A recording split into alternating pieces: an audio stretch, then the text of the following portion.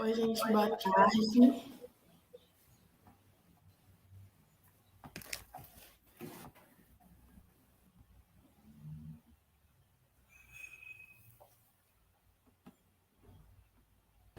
Já estamos ao vivo.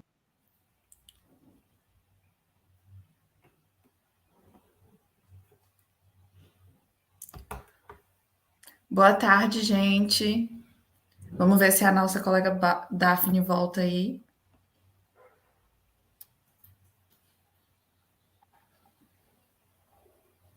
Voltou, gente? A câmera. Bom, boa tarde a todos. Espero que todos estejam bem, né? Eu sou Daphne Evelyn. A câmera, Daphne, não tá abrindo. Para mim que tá aparecendo.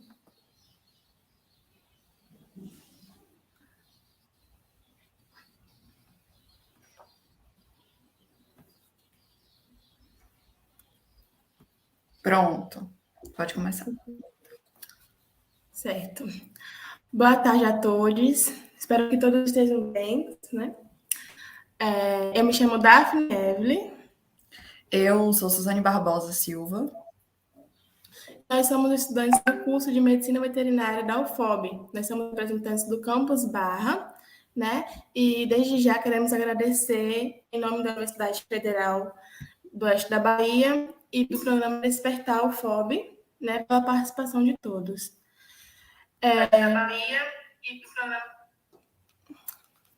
Bom, gente, o que é o Despertar UFOB? O Despertar UFOB é uma das ações afirmativas da nossa universidade, né, no âmbito Pró-Reitoria de Ações Afirmativas e Assuntos Estudantis, PROAI, que está vinculada ao Núcleo de Gestão de Programa de Ações Afirmativas. O que é tratado nisso? Nós trazemos discussões de temas necessários e importantes, como orientação sexual, questões de gênero, o combate a qualquer tipo de preconceito, saúde mental, educação inclusiva, educação ambiental, trabalho informal e outros temas que podem ser conferidos, né, nas redes sociais do Despertar e no site da universidade. Para mais informações, né, se vocês tiverem interesse, também ela vai colocar, né, os links estarão nos chats aí, no chat para vocês acessarem. Salientamos também que as atividades são gratuitas, com certificados, e até a volta presencial total, todas as lives continuarão sendo transmitidas, né, nós iremos transmitir nossas atividades e elas serão gravadas e serão colocadas no YouTube. Então, quem tiver interesse de assistir lives passadas, pode assistir também lá. E se não tiverem a oportunidade de acompanharem no ao vivo, podem estar acessando por lá também. Então, gente, vamos iniciar nossa atividade. Eu vou apresentar para vocês a nossa convidada, que é a professora Marina Pessoa, graduada em Medicina Veterinária na UES. Tem licenciatura em Ciências Biológicas no Centro Universitário Claretiano, mestrado em Saúde Animal na UNB, doutoranda do Programa de Pós-Graduação em Biodiversidade Tropical na Unifap, docente substituta na UNEB, pós-graduação em Clínica Médica e Cirúrgica de Animais Selvagens e Exóticos, pós-graduação em Ecologia e Biodiversidade na Faculdade Única, membra da Comissão Regional de Animais Selvagens e Meio Ambiente do Conselho Regional de Medicina Veterinária do Estado da Bahia, consultora ambiental. Boa tarde, nós agradecemos por ter aceitado o nosso convite. Boa tarde, gente. Eu que agradeço, né, essa oportunidade de estar falando um pouquinho com vocês, né, sobre animais silvestres, que é uma área que eu atuo desde a época de graduação, então já tenho alguns anos nessa caminhada, né, e é uma área que eu sempre atuei, né, e falar de animais silvestres, né, falar do que você gosta, do que você trabalha é bem bem mais fácil, né? E hoje a gente vai falar um pouquinho, né, sobre a criação, né, o habitat, a legalização e a criação desses animais. Bom, eu gostaria de iniciar primeiro, né, falando, né, sobre as diferenças, né? Então a gente vai debater muito sobre a criação, né, dos animais silvestres em cativeiro como pet, que é um tema bem debatido atualmente. Mas para isso a gente precisa saber inicialmente a diferença entre um animal silvestre, um animal exótico e um animal doméstico, né? Na legislação, ele traz justamente essas definições bem acertadas, né? Eu tenho que um animal silvestre são todos aqueles animais nativos provenientes, né, da selva, né? São animais que têm uma parte do seu ciclo evolutivo, da sua reprodução em áreas brasileiras, né? Em áreas jurisdiciais brasileiras. A gente tem tido como animal silvestre. E os animais exóticos são aqueles animais silvestres, mas que não pertencem à nossa fauna nativa, né? Então, são animais que vêm, que são trazidos de fora, que não ocorrem nas nossas florestas, que não ocorrem nos nossos biomas naturalmente. E o que é um animal doméstico?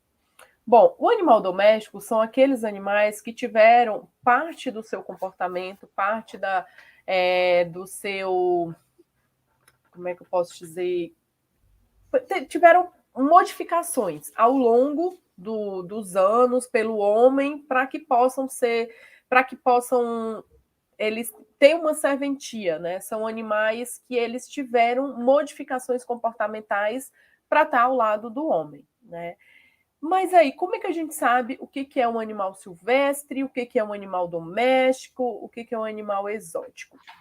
Bom, os animais silvestres, eles são animais que têm como o Estado, né? O Estado ele não é dono, mas ele tem responsabilidade sobre a nossa fauna silvestre. Quando chega um animal para um órgão ambiental para falar, esse animal é silvestre, ele é exótico ou ele é doméstico, como que eu vou saber? Para facilitar isso, a gente tem uma lista de animais domésticos. Então, existe uma lista enunciando, né, falando com todos os animais domésticos que existem. Então, por exemplo, a calopsita é um animal silvestre. A calopsita, ela é um animal doméstico. Ele é um animal exótico, mas ele já está dentro da categoria, dentro da legislação, como animal doméstico. Um papagaio, um agapornis, um papagaio verdadeiro, que é bem comum nas nossas casas, né? A gente vê muito. Ele é um animal silvestre. Então, ele faz parte da nossa fauna nativa. E aí a gente tem outros exemplos de animais exóticos, né, que não fazem parte, mas que precisam de uma autorização para sua criação, né? Hoje a gente vive uma expansão, né, uma degradação ambiental gigantesca, seja ela com desmatamento para produção agrícola, seja ela desmatamento para especulação imobiliária, as queimadas. Então a gente tem uma perda de habitat gigantesca dessas espécies. Então, cada vez mais os animais silvestres estão mais próximos da gente, né? Além disso, a gente tem também um outro lado, a gente tem aquela vontade, desde a época colonial, o Brasil, né, desde que descobriram o Brasil, já haviam, né, os animais silvestres como criação junto, né, com os índios criando esses animais. E aí, o brasileiro ele tem um apreço gigantesco de ter animais silvestres em casa, ser criado como pet, como amigo, como a gente cria cão e gato. Então, a criação da fauna silvestre, ela tem crescido gigantescamente nos últimos anos. Mas a gente sabe que isso é pré-histórico, que isso é bem da época do descobrimento, de ter essa vontade, de gostar de ter um animal próximo, né? Mas a legislação, então, a legislação brasileira, ela tem lá um ponto a gente tem, digamos, três legislações, três normativas bem importantes quando se trata de animais silvestres. A gente tem a Lei de Crimes Ambientais, a gente tem a nossa Constituição Federal e a gente tem a Lei de Proteção à Fauna. São 3 pilares da legislação que trata sobre a proteção à fauna, né, aos animais. Então, cabe, né, ao Estado proteger esses animais, e quando a gente vai de encontro, a gente vai contra essas leis, a gente está cometendo um crime ambiental. E o que seria um crime ambiental? Por exemplo, nos animais seriam a criação de animais silvestres sem a devida autorização. A gente vai falar um pouquinho mais sobre essas autorizações. Caçar, matar, utilizar parte desses animais é um crime ambiental, né? Então, tudo que envolve esse aproveitamento, esse consumo de animais silvestres sem as devidas autorizações, a gente está cometendo um crime ambiental. Né? Mas o que é a criação? Eu posso criar um animal silvestre? Eu posso criar um animal silvestre. Na legislação preconiza, eu posso ter um animal silvestre como um pet. Né? Há um tempo atrás, alguns anos atrás, a gente tinha uma lista de animais que eram permitida a sua comercialização. Mas como que é permitida a sua comercialização? Através de criadouros comerciais autorizados e legalizados. Né? Esses criadouros, ou até mesmo algumas lojas, elas possuem autorização para a comercialização desses animais. E a gente tinha uma lista PET, a gente tinha uma lista de espécies que poderiam ser comercializadas no Brasil. No entanto, a Lei Complementar de 2011, a Lei Complementar 140 de 2011, passou toda a competência da fauna para os estados. Né? Então, a partir de 2011, cada estado ficou responsável pela sua fauna. Então, cada estado tem a sua legislação ou estão elaborando a sua legislação própria para essa fauna, né? Desde a destinação desse animal, desde a criação desse animal, seja ele uma criação comercial, seja uma criação como pet, cada estado tem a sua legislação. E nós, na Bahia... Oi. Aí a gente está também tendo muito, assim, os animais silvestres estão muito em alta ultimamente por causa da novela Pantanal, né? Que a gente tem acesso a esses animais e tudo mais, que a gente... Isso. Lá eles falam muito, inclusive eles citam parte, não sei se vocês lembram, mas eles citam parte da nossa lei de crimes ambientais, que é justamente de não poder matar, né? Não poder comercializar. Tem uma parte que a personagem principal fala bem assim, ela aproveita tudo. Na nossa legislação tem uma parte que dá, tipo, os índios podem fazer isso para alimentar. É permitido caçar, né? E contanto que você vá suprir a sua fome, vai se alimentar desse animal e vai aproveitar todo o resto desse animal. Mas há um ponto que na novela cita, que a personagem faz, que não está dentro, não é ilegal. Que ponto é esse? Quando ela comercializa. Lembra que ela fala que ela troca a pele do animal lá na chalana? Então, essa parte não é preconizada na nossa legislação. Então, uma vez que ela vai caçar para se alimentar, ela está sanando a sua fome. Então, isso não é tido como crime ambiental. Mas a partir do momento que ela pega partes desse animal para comercializar, aí já são outros 500. Né? Então, a gente precisa também ver essa diferença. É legal, é bacana? Eu até falo que eu posso dar uma aula sobre animais silvestres, tirar vários trechos, né, da novela e poder dar uma aula. Mas tem alguns pontos que a gente tem que discutir, que não é bem assim. É permitido, mas tem as suas ressalvas também. Pois a gente está tendo perguntas aqui no chat. Perguntaram qual é a pena para esse tipo de crime. Isso, boa pergunta. Então, a gente tem uma legislação que ela prevê as sanções, né, para quem for pego com animais silvestres, né? Criando animais silvestres ilegalmente. Essas sanções, elas vão desde detenção, multa, né, para a pessoa. Só que a multa, ela não é aquela multa, como é que eu posso dizer, que você chega como se fosse uma fiança. Eu vou lá, sou apreendida com animal silvestre, e aí eu só vou ser solta se eu pagar aquela multa. Não é isso. Essa multa ela só é paga depois que todo o processo, então é instaurado um processo na pessoa, e depois de todo o processo, essa multa ela pode vir a ser aplicada. E tanto a aplicação da multa, ela vai depender da quantidade de espécimes que você tem, ela vai depender se a espécime é ameaçada de extinção, qual é a raridade dessa espécie, né? E como que você está fazendo uso dela.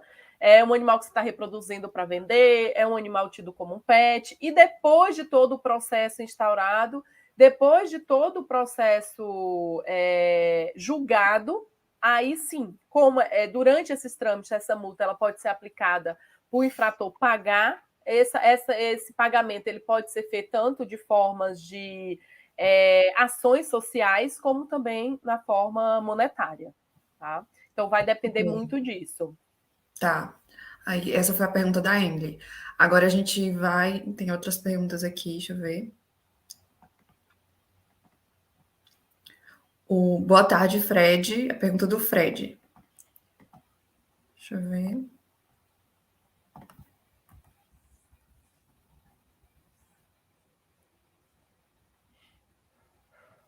Quais animais silvestres são mais comuns de serem encontrados fora do habitat? Bom, fora do habitat. Esse fora do habitat seria... Porque, assim, hoje em dia, a gente vê muito, né, os animais... A gente tem estudos mostrando quais são os animais que são mais, digamos, traficados. São tidos como pets, são tirados ilegalmente da natureza para ser mantidos como pet. Isso é um tráfico de animal silvestre.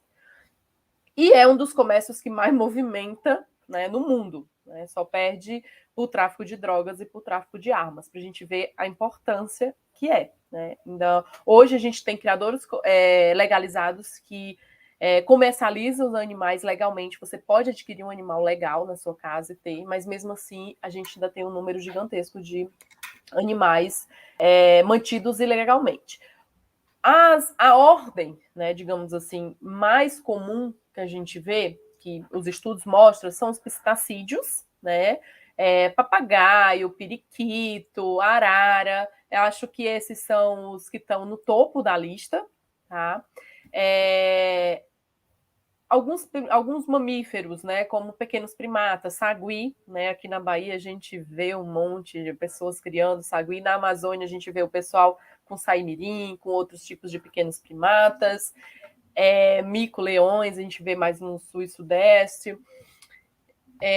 Passeriformes, tem muito. Quem são os passeriformes? São o currupião, que na verdade é o sofrê, né, que a gente chama aqui na Bahia, o sofrê, que são pássaros que cantam, né? Então eles acabam pegando esses animais, colocando em gaiolas por causa do canto, né? Então a gente tem o sofrê, os menorzinhos, né?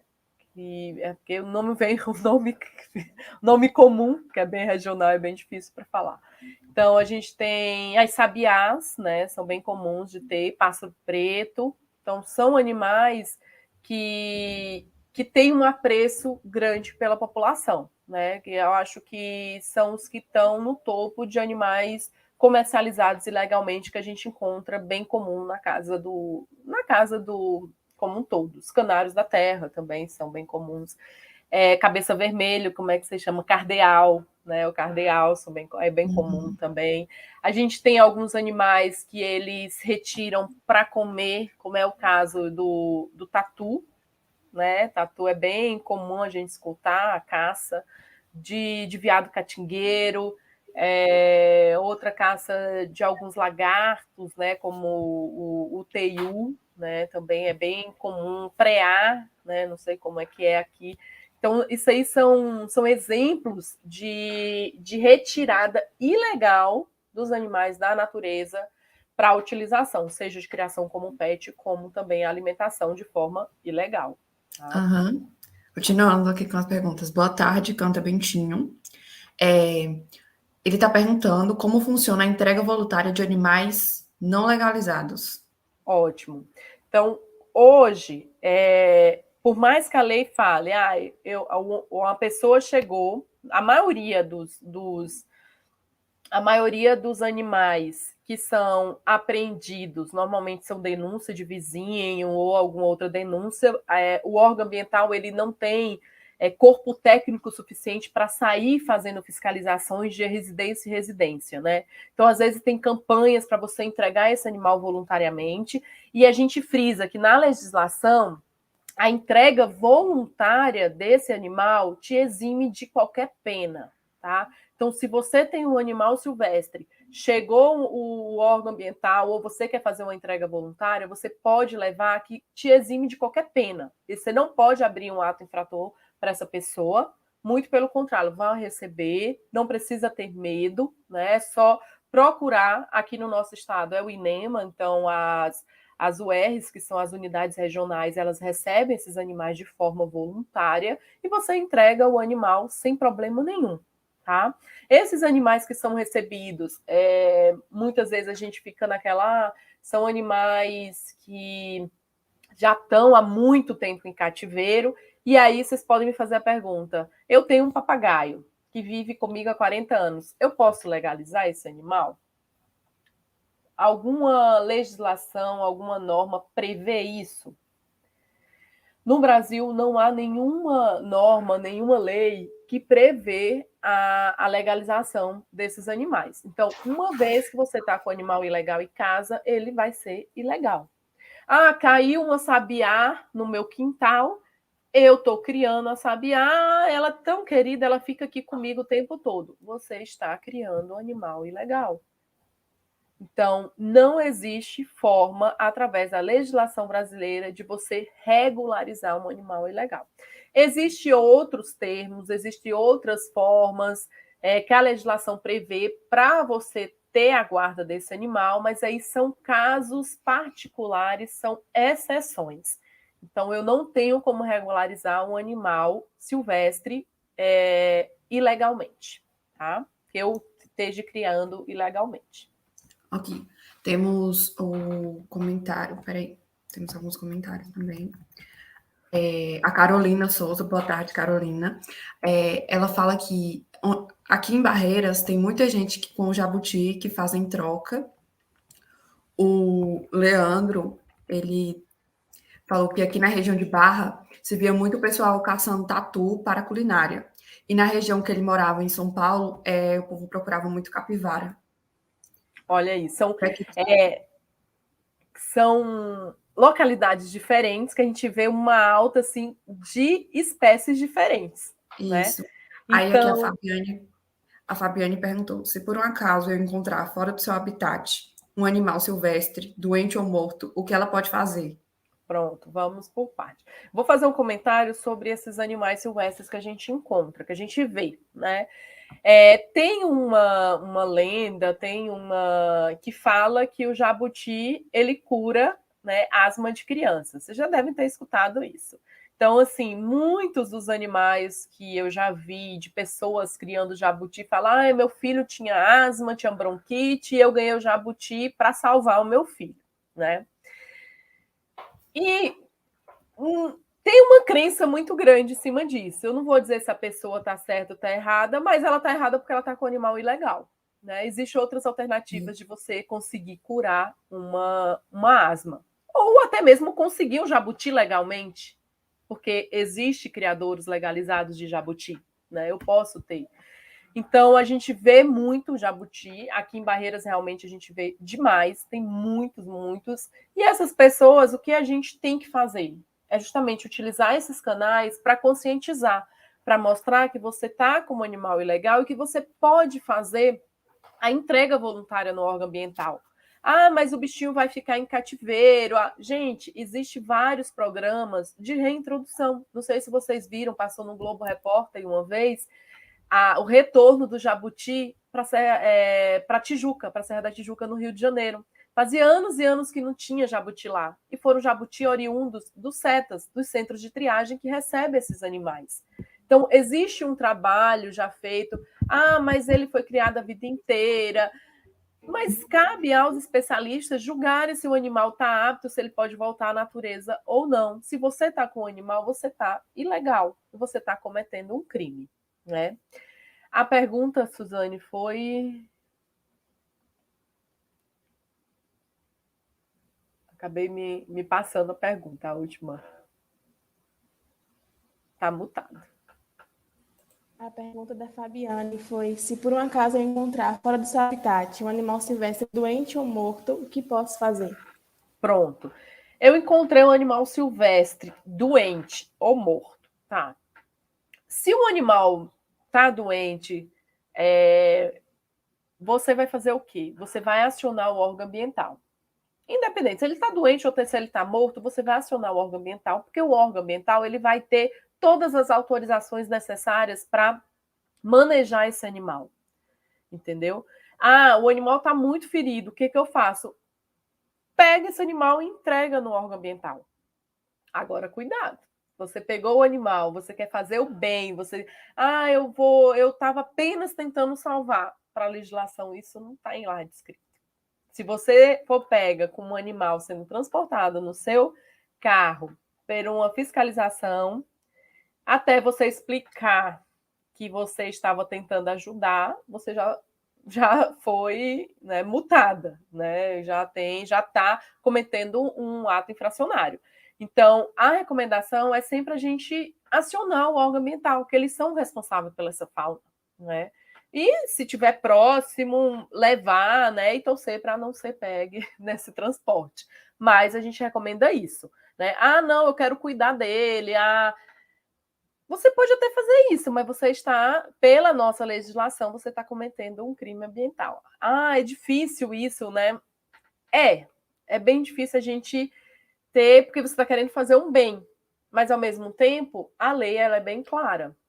Não é proibido, você precisa ter autorização. Até mesmo eu, como médica veterinária que trabalho com animal silvestre, eu só posso transportar um animal silvestre no meu carro ou no carro da empresa que eu esteja trabalhando se eu tiver uma autorização para isso. Então, existem as autorizações emitidas por órgãos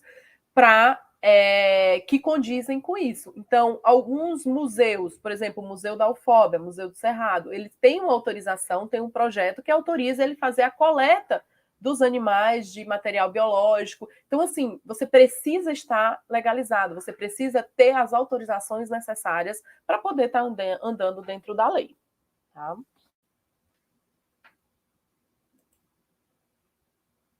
Certo, tem mais perguntas aqui. Tem um aqui do Brando França, que ele pergunta: qual a maior dificuldade para quem quer iniciar na área de animais silvestres? A dificuldade, vamos lá. Eu sou professora, né, da UNEB e sempre trabalhei na área de silvestres. A área de silvestre é uma área que está em expansão. Na minha época, não tinha nem a disciplina dentro da grade curricular do meu curso. Hoje, vocês têm a disciplina, né, eu acho que a UFOB também tem disciplina de silvestre, o NEB tem disciplina de silvestre, e hoje a gente tem uma gama de residências, né, que ajudam nesse aspecto. Na época que eu me formei, acho que tinha 2 ou 3 residências no país, né? Nem residência eu fiz, né? Eu optei por fazer uma pós e já começar no mercado de trabalho. Mas, para você adentrar o mercado de trabalho, eles sempre pedem experiência. Eu como recém-formado, como é que eu vou ter experiência? É uma coisa que eu sempre falo aos meus alunos e eu sempre repito: procurem cursos, procurem fazer projetos de pesquisa dentro da faculdade. Estágio hoje é um pouco mais difícil, porque todo tem aquela lei de estágio, mas uma coisa que eu percebo e que é uma coisa que na minha época não existia: não quer me dar estágio? Não pode me dar estágio? Deixa eu ficar do seu lado, não precisa dar nada, não precisa escrever nada, dar autorização nem nada, eu só quero ver você atendendo. Eu fiz muito isso. Você recebeu um certificado sem nada, para aprender. E outra coisa, ler, gente, estudar. Ler, estudar. Eu no início da faculdade, quando eu decidi, né, quando vocês que estão entrando agora, né, estão no primeiro semestre, a gente vê o leque que é a medicina veterinária. E você decidir uma área que você vai seguir já nos primeiros semestres da faculdade, eu falo que são para poucos. Eu decidi trabalhar com silvestre no segundo semestre da faculdade e não mudei mais, né? Desde então, e mergulhei e não tem estágio, vou fazer um curso, não consigo fazer o curso, então eu vou ler sobre, vou chegar para os professores, vou falar, professor, vai dar um trabalho sobre isso, então eu vou fazer sobre silvestres. Então foi assim que eu fui tendo o conhecimento, agregando o conhecimento de silvestres, sem esquecer a parte da formação que a gente tem, né, do curso, que não é específica para silvestre. Mas a gente precisa formar, a gente precisa do diploma, né? Então, eu acho que hoje, para você, para quem está entrando na área de silvestre, acho que o mais difícil mesmo é você conseguir, né, esse espaço, né, e realmente mostrar que você tem algum conhecimento, né, que você consegue dominar alguma parte, né, da própria área de silvestre, que já é super ampla, né?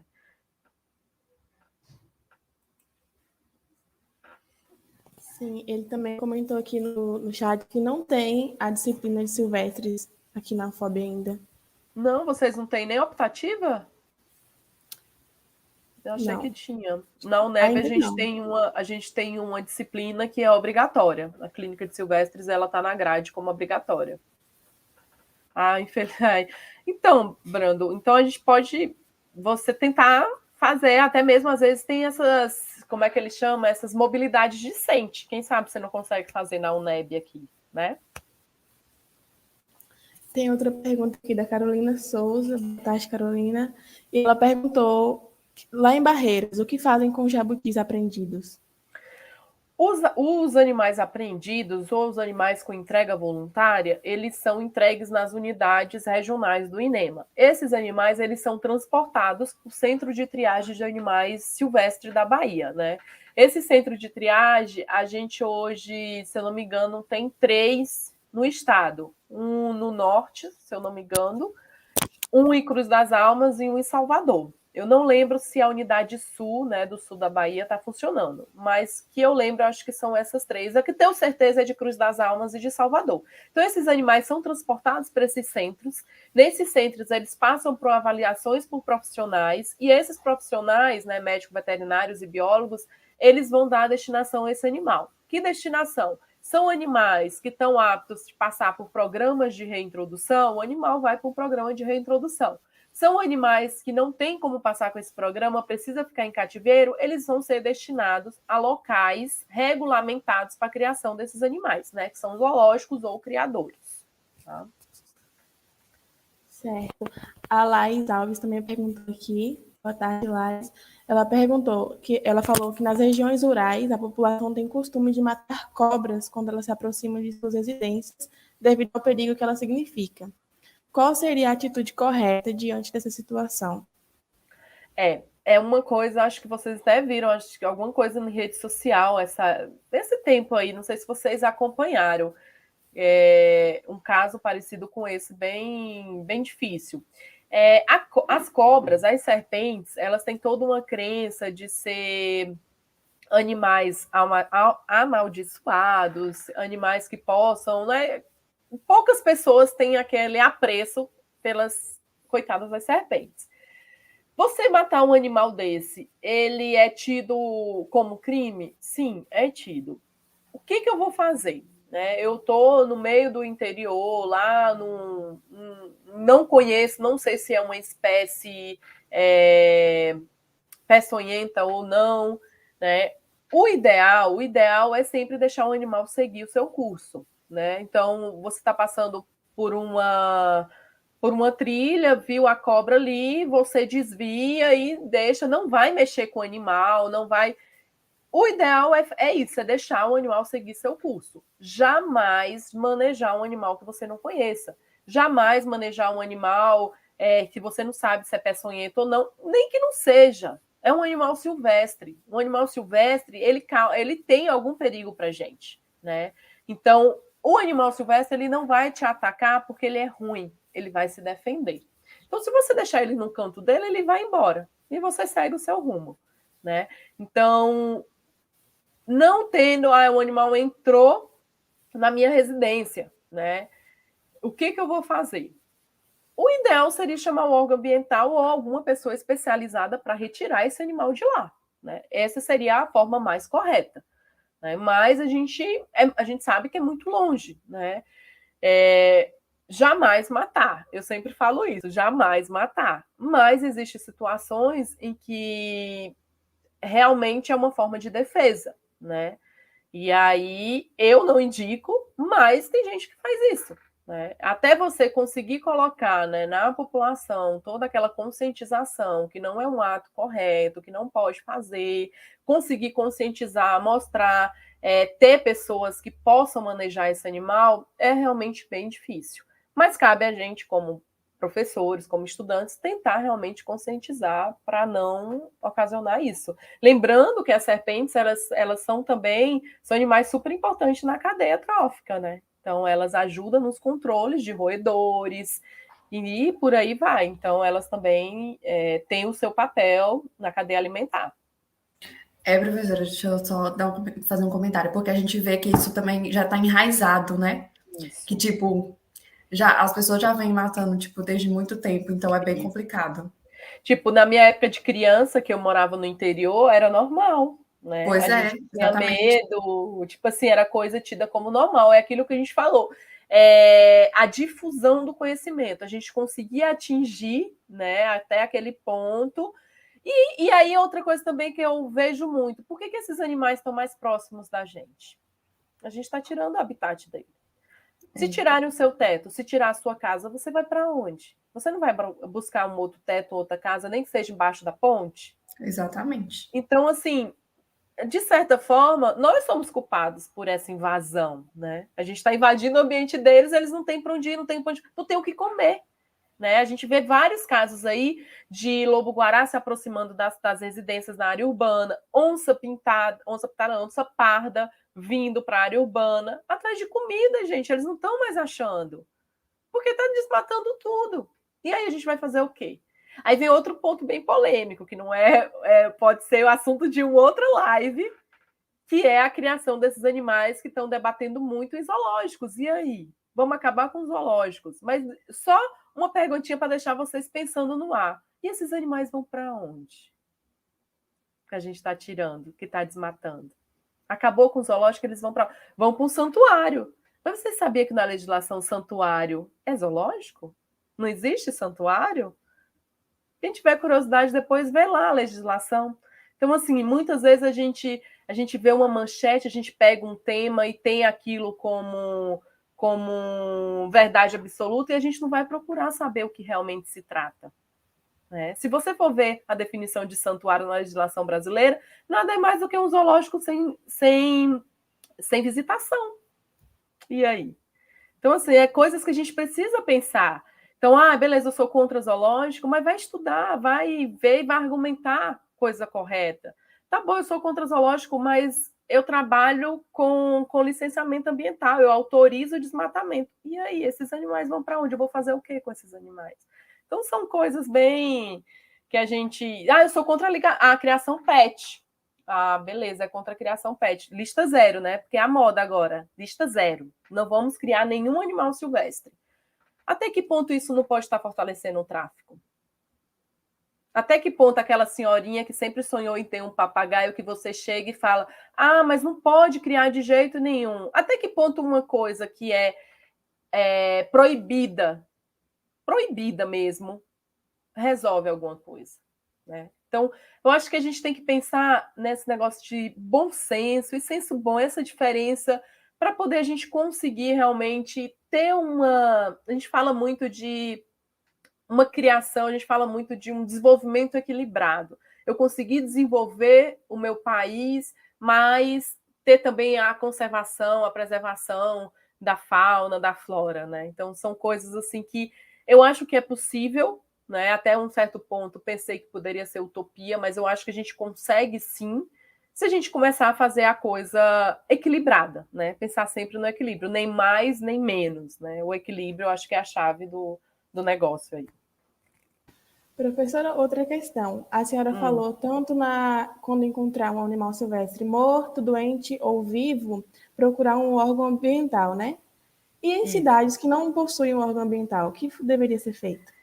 Então, nas cidades que não possuem o órgão ambiental, normalmente a Secretaria de Meio Ambiente, né, da cidade, da prefeitura, elas teriam alguma responsabilidade. Não são todas que assumem isso, mas o ideal seria isso, né? Seria procurar ou entrar em contato, né, com o órgão ambiental do estado, falar, ou até mesmo às vezes a gente quer salvar, a gente quer tentar salvar o animal. Então eu vou transportar esse animal para uma clínica, e aí lá eu entro em contato e falo, ó, achei esse animal aqui, e ver o que eles orientam a fazer, né?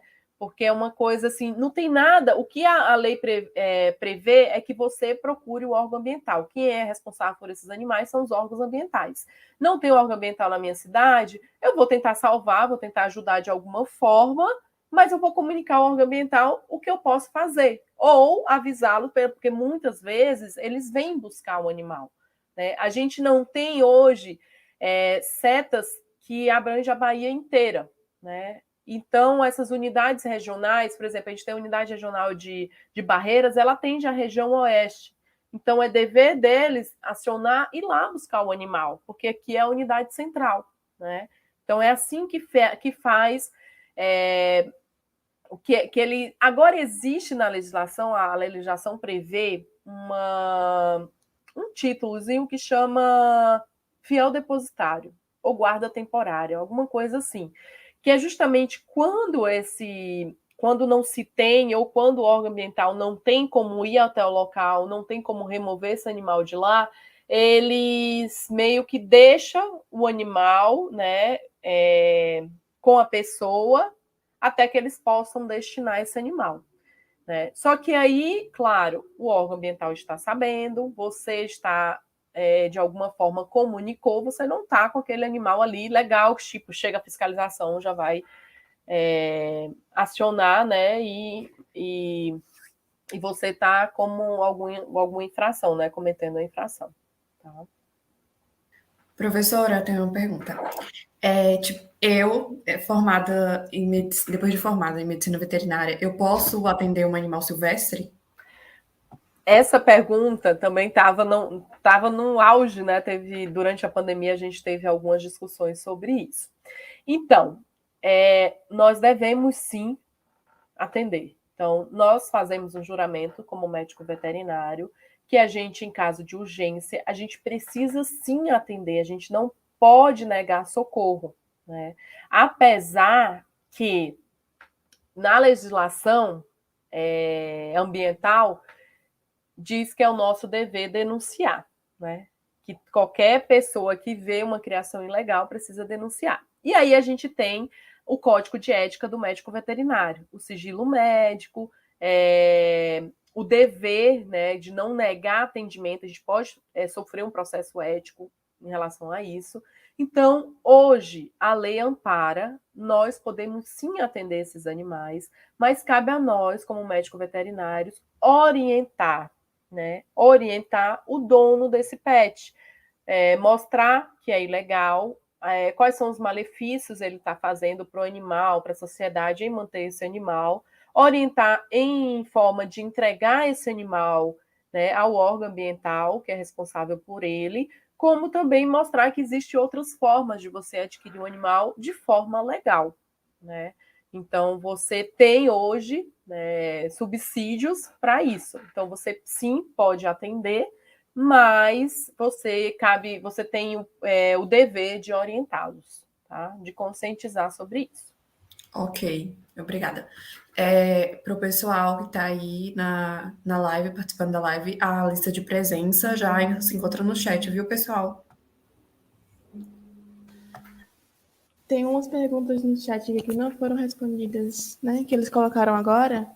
Tem uma pergunta também da Fabiane. Boa tarde, Fabiane. Ela perguntou: quais medidas eu devo tomar para regularizar a criação de um animal silvestre?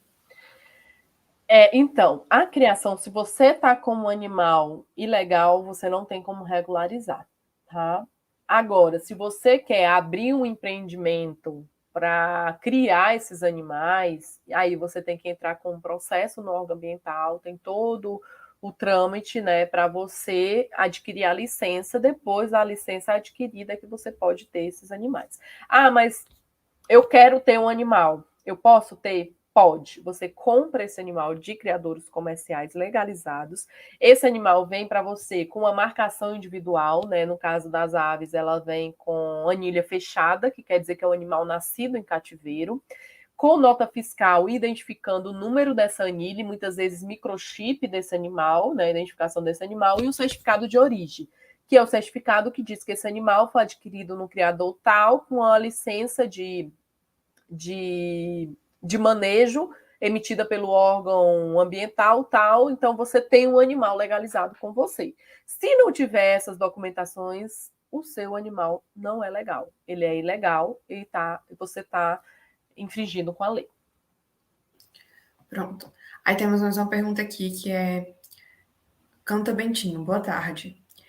Como funciona a entrega voluntária de animais legalizados? Legalizados? De animais não legalizados. Acho que a gente já respondeu essa. Essa já foi respondida já. Eu Tem acho uma aqui da Maria Cristina. Boa tarde, Maria Cristina. Ela pergunta assim: se uma pessoa cria um animal silvestre há muito tempo, a ponto dele viver solto em sua residência, mas nunca obteve a legalização, é um crime? É um crime. É um crime porque a gente não tem como legalizar animal ilegal. A legislação não prevê isso, tá? Então, é um crime. Você está com um animal ilegal em casa. Então, você está cometendo crime ambiental, tá? O Augusto Matos comentou aqui que foi encontrada, né, uma onça na UFMG. Ele leu algo sobre. A gente tem tido o Sudeste, então a gente tem tido muito caso desses, até porque lá tem programas de reintrodução desses animais, né? E aí a gente sabe que a área de vivência de uma onça é gigantesca. Então, onça em rodovia, onça aparecendo na cidade, está sendo bem comum. Tem outra pergunta do Leandro. Ele perguntou se existe algum projeto que a professora saiba das universidades que foque nessa conscientização da população em geral sobre como lidar nesses casos de contato com animais silvestres. Em relação a contato, assim, eu tenho um projeto na UNEB que a gente fala sobre tráfico de animais silvestres, né? Então a gente trabalha com essa parte de conscientização. A gente estamos reativando a página do Instagram para mostrar o que fazer quando encontrar um animal, como é que é a entrega voluntária, a parte de conscientização mesmo, para a gente tentar reduzir e tentar levar o conhecimento, né, sobre esse tema importante que é o tráfico de animais silvestres. Tá? Então, hoje eu coordeno um projeto nesse sentido, a gente já está no 2º ano do projeto, mas existem outros. Aqui na nossa região eu desconheço, né? Eu conheço projetos em outras regiões que fazem esse trabalho, tanto em escolas como a nível da população local e que tem tido realmente um bom resultado, né? Que eu acho que a gente tem que levar a informação, né? Até onde ela não chega. E hoje a gente tem uma difusão de informação muito rápida com essas tecnologias digitais, né? A pandemia trouxe esse lado bom, né? Se é que a gente possa dizer que um lado bom, eu acho que esse encurtamento de distâncias e essa facilidade de disseminação de conhecimento, né? A gente pode usar pro lado bom. Aí ele comentou aqui que na região de Campinas, onde ele morava, infelizmente tem crescido cada vez mais o número de animais no espaço urbano. Onça, principalmente. É isso que a gente fala, né? Estão reduzindo os espaços, os animais não têm para onde ir e eles acabam adentrando o nosso espaço, né? Que antes era deles, né? Tem toda esse jogo, né? Que a gente precisa refletir, a gente precisa pensar, né? Que às vezes a gente põe culpa nos animais, mas de onde veio primeiro, né? Antes era tudo deles, né? E agora está cada vez mais encurtando e a gente está vendo muito projetos, né? Muitas pessoas querendo trabalhar com isso, querendo preservar essas espécies, então a gente acaba tendo um número maior de projetos de reintrodução, um número maior de...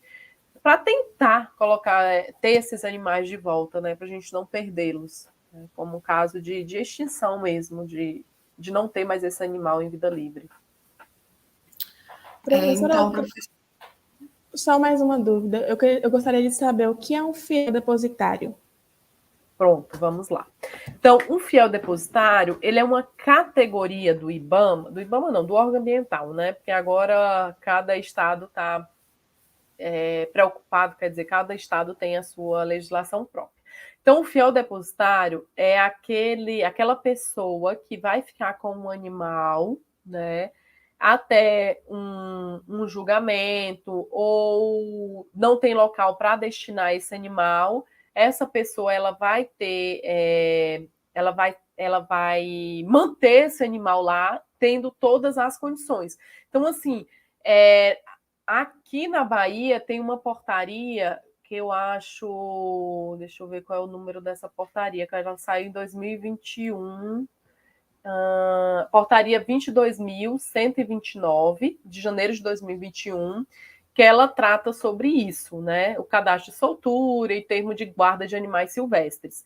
Então, nessa portaria, eles falam bem o que é, né? O que é essa guarda, quando que essa guarda pode ser acionada, quando que essa guarda pode ser permitida pelo órgão ambiental, mas são casos bem excepcionais, né? Não é aquilo, eu tenho um papagaio há 40 anos e eu vou ser fiel depositário. Não.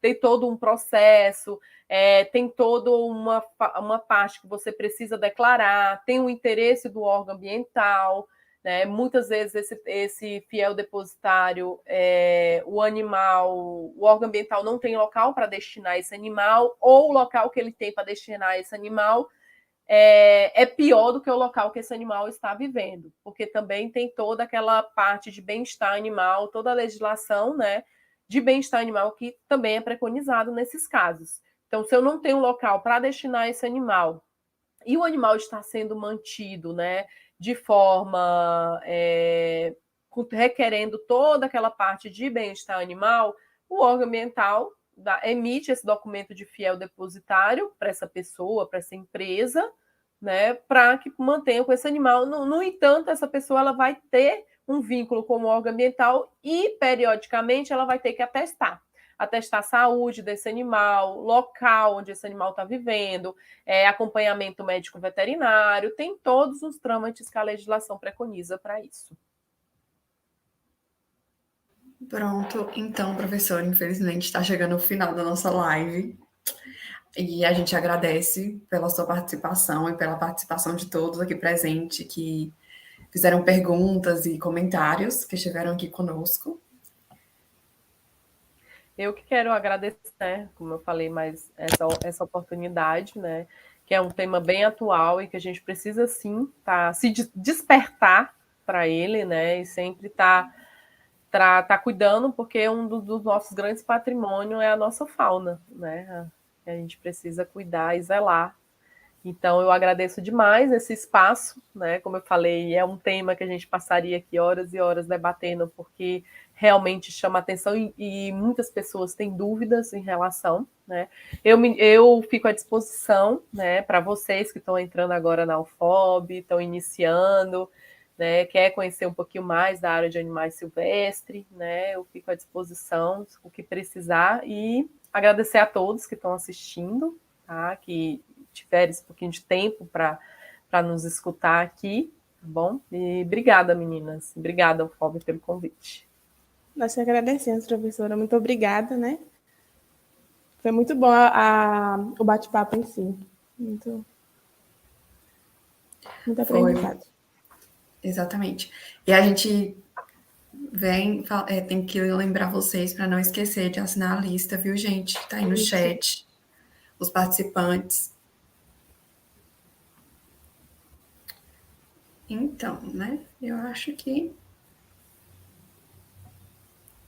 é isso, gente. Agradecer também as pessoas que participaram e para eles não esquecerem de assinar a lista que está no chat. É isso.